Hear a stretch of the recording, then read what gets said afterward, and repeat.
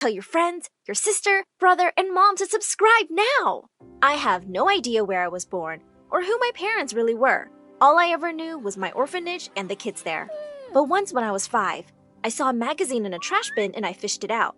As I flipped the pages, I came across a picture of a beautiful couple. They looked perfect! I was certain my parents looked like that. I cut out the picture and tucked it under my pillow. The next day, a couple came to the orphanage and the head mother took me to meet them.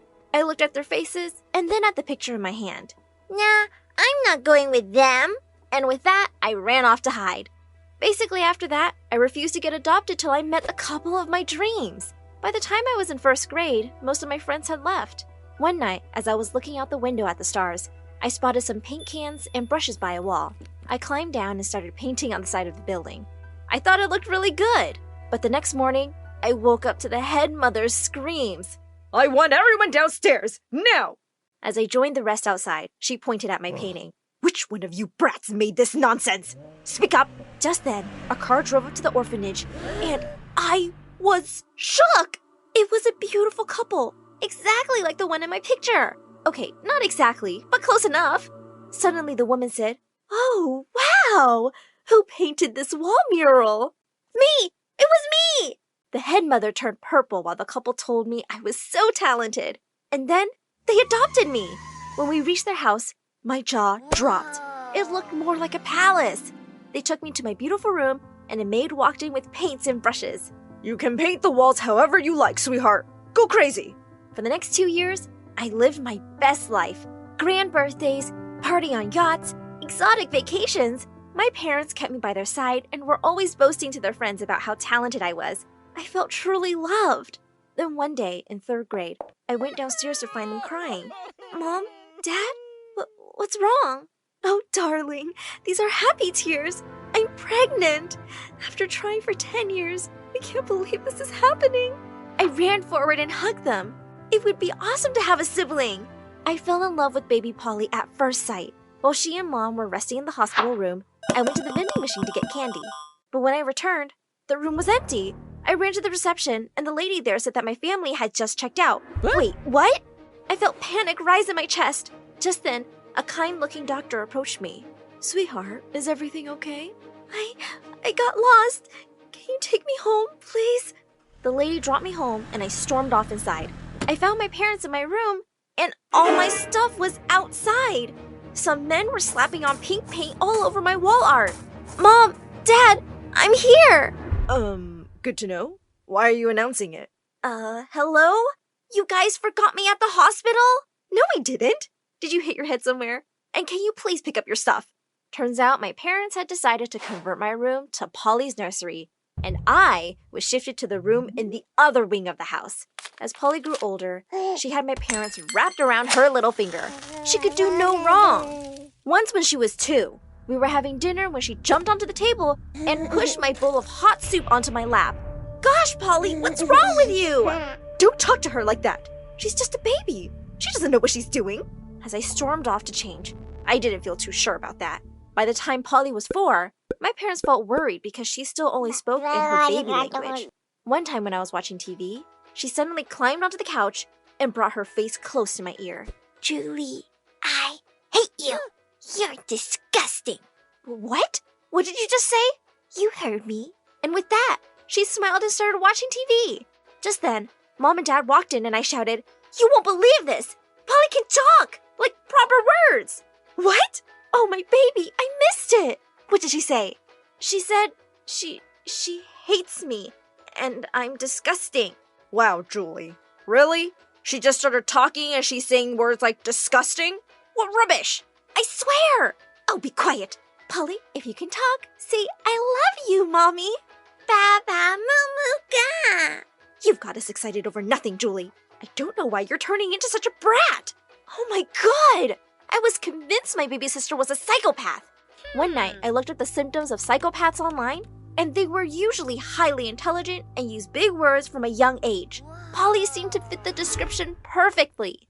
She started talking properly in front of everyone soon, but that just made things worse.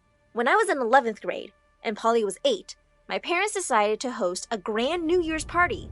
As I was getting dressed, I looked up in the mirror to see Polly standing behind me, holding a pair of scissors. "Hey, that's dangerous. Give it to me." She gave me a look that sent shivers down my spine. "You didn't say please." And then she grabbed her long blonde curls and snipped them off. "Oh my God, why'd you do that?" "Oh, you'll see." And suddenly, her bottom lip started to quiver and tears welled up in her eyes. "Mom! Dad! Look what Julie did! My beautiful curls! This is such a tragedy!" Mom and Dad came running, and they were beyond furious. They wouldn't even listen to me. "We know you're jealous of Polly, but we never thought you'd go this far." "Sometimes I wonder if we made a mistake adopting you. Sometimes I think I made a mistake too, thinking you were the perfect parents." With that, I ran off to the park across the street. I was sitting on the swings when someone joined me. "Hey, is everything okay? Why are you here by yourself at night?" "I live right across the street, and I'm fine. Why are you here?" "Oh, I just moved here with my aunt, in the house next to that huge mansion." I felt myself warming up to his kind face, but just then, my tummy let out a loud growl. God, how embarrassing! But he didn't laugh. He just leapt off the swing and said, "I gotta head home for dinner. Would you like to join me and my aunt?" When I got to his house, I was in for a surprise. His aunt was that doctor who dropped me from the hospital years ago, and she actually recognized me. As Lucas walked me back home, a clock somewhere struck midnight, and fireworks exploded all over the sky. "Happy New Year!" He suddenly took my hand, and my heart raced a little. "Everyone should have someone to kiss on New Year's Eve. Happy New Year, Julie." He pulled me closer, and I leaned in for a kiss. My parents decided to give me the silent treatment for the next few weeks, but I didn't care. I'd spend all my time after school painting in my room or hanging out at Lucas's place. We'd started dating, and I was loving every second of it. One night, I let Lucas in through my window, and we were making out when suddenly we heard the lock on the door click, and someone flung it open. It was Polly. "Oh my God, how did you open the door?" "I have keys to all the rooms, duh. I come here all the time. So, why are you keeping your boyfriend a secret from me?" "You're seriously asking why? Maybe because you're a complete psycho and you'll find a way to ruin anything good in my life?" "Jeez, you're so melodramatic. So, Lucas, how soon can you marry Julie and take her away?" "What? I can't marry her right now, but..." "Wrong answer!" And with that, she fled the room. 2 minutes later, my parents burst in to find me sleeping peacefully. "Where's the boy?" What? What boy? Polly said you had a boy in your room." "Well, I was sleeping, so I don't know what crazy Polly saw. Go ahead and look." My parents searched my room and the servants searched the grounds and found nothing. After they finally left, I lifted the loose floorboard in my room and Lucas crept out from under it. That Polly thought she knew everything, but I'd been here longer than her. But to my horror, the door flung open again, and my parents and Polly were standing there. "See? I told you he was still here." How did she even know? All hell broke loose as my parents called over Lucas's aunt and threatened to hand him to the police for breaking in. "Please, sir, it won't happen again." "You bet it won't. Do you even know who I am? Stay away from my house, or you'll regret it." As Lucas's aunt dragged him off, Dad turned to me. "You're grounded for eternity. God knows what kind of people your parents were, because you seem like a really bad egg." Well, by that logic, your parents must have been big jerks. How dare you talk like that? After everything we've done for you, you're just an orphan no one wanted, and we saved you from that miserable place. No, you took me because you just wanted a talented child to show off. But since Polly came, you've reminded me every day that I'm not your kid. As I paced around my room furiously, my eyes fell on a stuffed teddy bear on the shelf. It was the only present Polly had given me once. And suddenly, I had a realization why. I pulled out the teddy bear's eyes, and I saw what I'd suspected. There was a tiny camera behind one of them. Polly had been using it to spy on me. I looked straight into the camera. "Polly, you're a creep, but this is the last time you'll mess with me." And with that, I ripped it out and smashed it with my foot. That night, I packed my paintings and climbed out the window, leaving that house behind forever. And it felt good. But I didn't go to Lucas. I went back to the orphanage. "Well, I just knew you'd be back one day. You can stay, but you'll have to earn your keep." I started teaching kids in the orphanage, and I felt happier than I had in ages. One day as I was going to class, a car drove up, and I was shocked to see Lucas and his aunt. Lucas ran to me and gave me a bear hug. His aunt took my hand next and said, "Julie, Lucas and I were wondering, would it be okay if I officially adopted you? Thank you for that, but I don't need a parent. I can take care of myself. I'm just happy to have you as my friend." I kept dating Lucas while I worked my way through college. Soon after my graduation, he went down on one knee with a ring.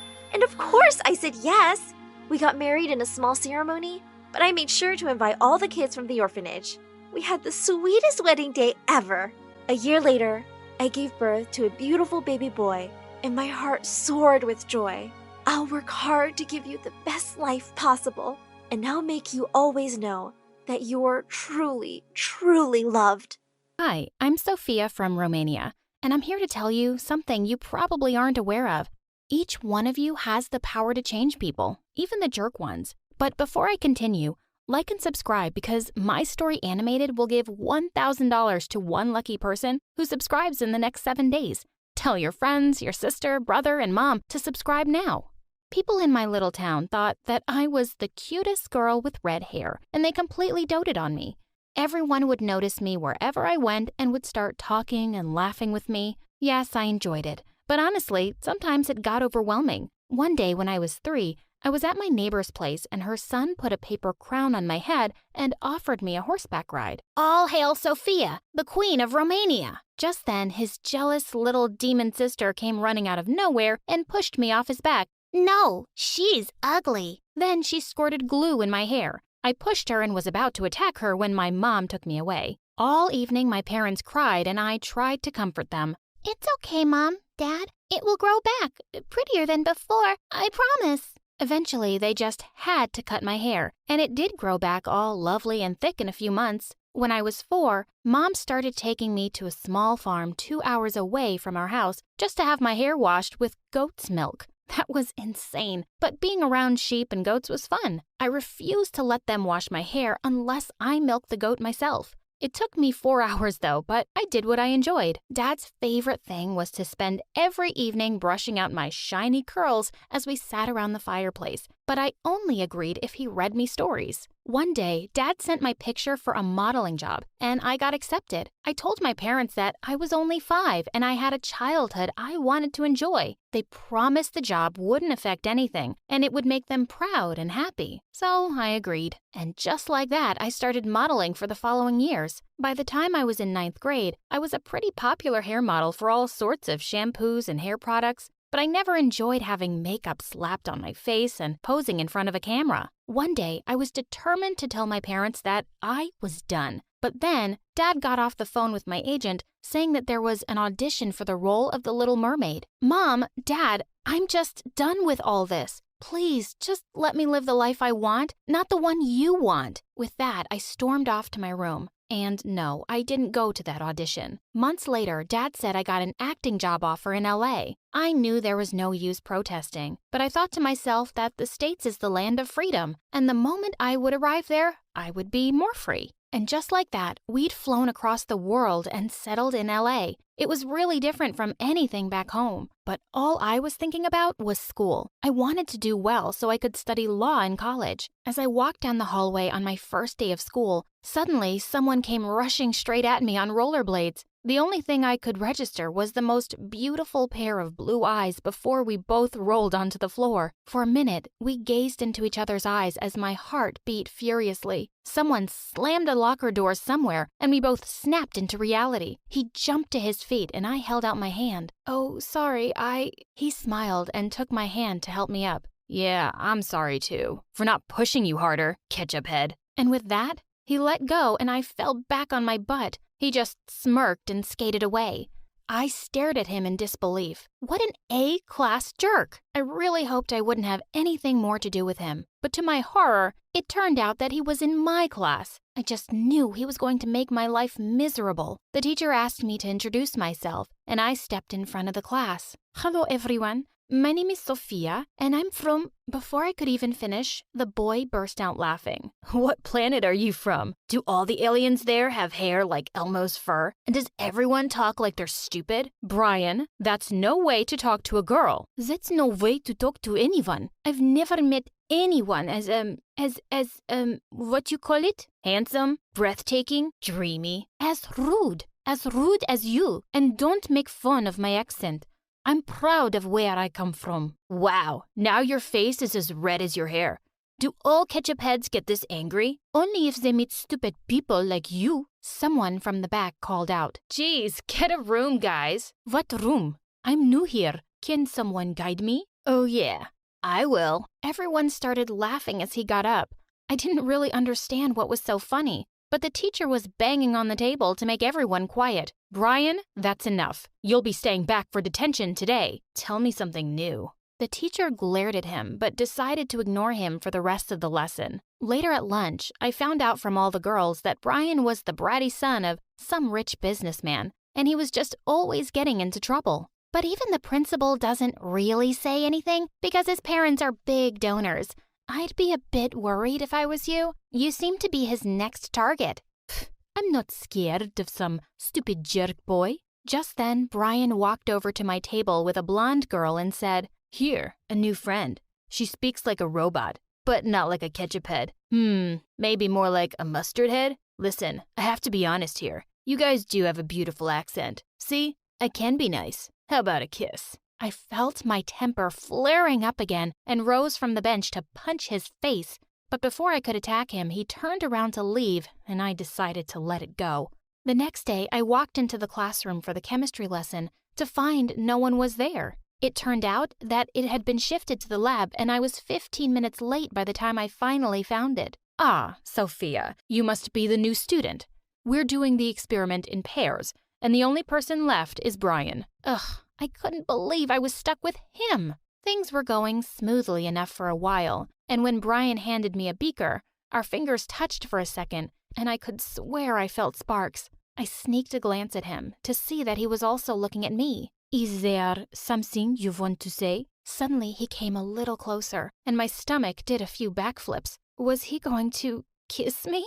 I was just wondering, why do you breathe like a dragon? I can hear your nose whistling. Ugh! Well, I can hear your face joking, so I guess we are even. And with that, I stormed off to the teacher with my lab results. I was just done experimenting with this boy. For the next 2 years of high school, he kept being a jerk to me. He would call me names all the time or pull stupid pranks. I knew he was just trying to get a reaction out of me, and the best way to deal with bullies like him was to pretend he didn't exist. One day when I was in the library, holding my head over a really puzzling math question, someone suddenly pulled my notebook away. What are you crying over, Tomato Queen? Your sappy diary? Dear diary, Brian is so mean to me. Give me back my notebook.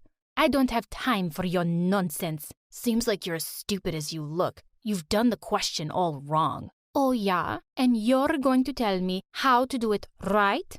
Since you're practically begging me for help, sure, I can't say no to a damsel in distress. And with that, he just sat down and started scribbling away furiously in my notebook. A minute later, he threw the pen down. And that's how it's done. Give me that. Wait, what? That's actually the right answer. I stared at his smug face in complete shock.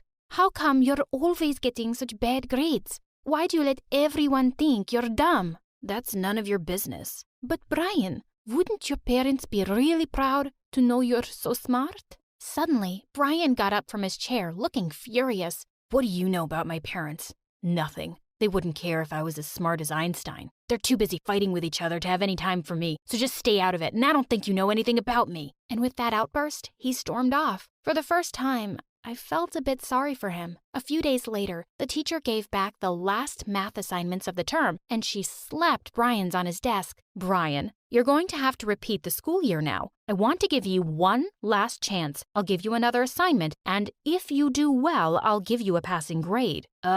Thanks, but no thanks. See you again next year. I tried to stop myself, but I just couldn't. Brian, you know you can do it. I can help with it. But I don't think you even need any help. Miss, he's practically a genius. He really doesn't deserve to fail this grade. Everyone was staring at us now, and Brian looked livid. No, I'm not. Who do you think you are, ketchup head, my guardian angel? I just don't want you to be left behind, dude. Why do you care? I don't want a second chance. Stop acting like Mother Teresa. And with that, he stormed out of the room. What a stubborn idiot. When I went home that day, I had some shocking news waiting for me. Dad was really unwell and was given time off work. And to make matters worse, I found out that he'd gotten sick because our immigration status had been under threat for a few months and he'd been trying to deal with it. If we lost the case, we'd have to go back to Romania. I felt devastated. I skipped the next few days of school to help Mom take care of Dad. But when I finally returned, I was taking some stuff out of my locker when I heard Brian behind me. Oh no, you're back? My eyes were feeling so much better because they weren't hurting every day looking at your hair. I started walking away, but he kept following me. Come on, what's the big secret? Where were you? Growing tomatoes? Making ketchup? If you must know, Dad has been working too hard lately, and he fell sick, so I was taking care of him. Oh, I feel so sorry for your dad. Sorry that he has such a dumb, ugly daughter. And he brought her all the way from Romania and worked so hard just so she can have a good life. You made him sick, Ketchup Head. You make me sick too, actually. He'd really stepped on a nerve, and I snapped. I turned around and gave him a hard slap. You're just a spoiled, ungrateful brat who's been given everything in this world, and you just want to waste it and make others miserable. To think I ever felt sorry for you. I hate you, and don't worry. Soon enough, you won't ever see me again. I stormed off, and this time, he didn't follow me. A few days later, we went to court to fight our immigration case. But to our dismay, the judge ruled against us. Just then, a well-dressed man came running into the courtroom. Your Honor, I'd like to submit an appeal in this family's case. They deserve to stay here. We just stared at the stranger, and he started firing some legal mumbo-jumbo and handed papers to the judge. And to our shock, the judge actually changed his decision, and we won the case. We didn't have to leave. As we hugged each other, we turned to the man and thanked him over and over again. But sir, if I may ask, who are you? I'm your friend Brian's private family lawyer. The boy has been after me non-stop for the past few days to look into your family's case. Oh my God, Brian? Did he really do that? I headed straight for school after that. I looked everywhere and finally found him sitting alone on the bleachers. He looked stunned to see me as I sat down beside him. Brian, why did you do that? I don't know. Maybe because you tried to help me, even though I've been nothing but a complete jerk to you. And maybe because I've had a crush on you from the start. My face broke into a huge grin. I always knew it. You like Ketchup Head. With that, I pulled him in for a long, steamy kiss. So I have been living in LA for a good long time. I've become a lawyer and mostly deal with people's immigration cases because I want to help others like me. Oh, and I'm married to Brian now, and we have a beautiful daughter, Leah. I'm teaching her both English and Romanian because learning different languages makes you smarter and changes the way you think.